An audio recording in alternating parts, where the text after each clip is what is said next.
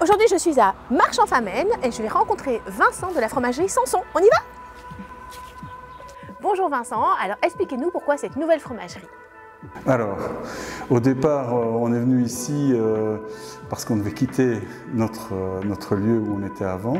Et donc on s'est dit, puisqu'on doit quitter, autant faire la fromagerie de nos rêves. Je veux dire, ça fait 10 ans qu'on analyse les fromageries, qu'on se dit tiens, ça c'est bien, ça c'est pas bien et tout. Et donc ici, c'est un peu la synthèse de 10 années d'observation. Quel type de fromage produisez-vous? On fabrique tous les types de fromages.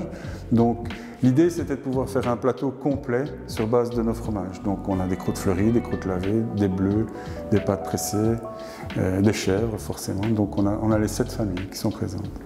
Combien de sortes de fromages proposez-vous? On a des recettes pour en faire une quarantaine différentes.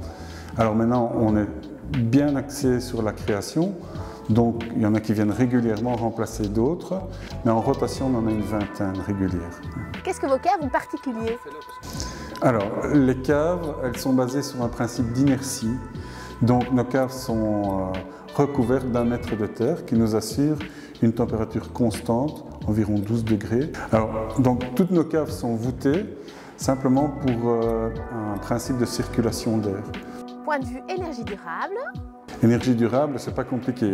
Donc on a un toit plat, on a mis 70 panneaux solaires photovoltaïques sur le toit qui nous assurent une autonomie complète en électricité.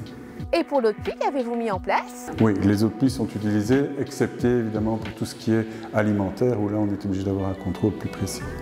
Si je vous dis réduction de l'émission de CO2? Réduction de CO2, là on travaille principalement avec des agriculteurs qui sont tout proches de la fromagerie et donc ça nous limite nos déplacements. Et dernier point, le personnel, vous y avez pensé?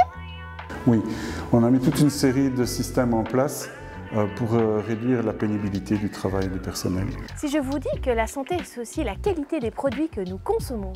Alors bien sûr, il y a plein de régions dans le monde encore où on parle d'alicaments.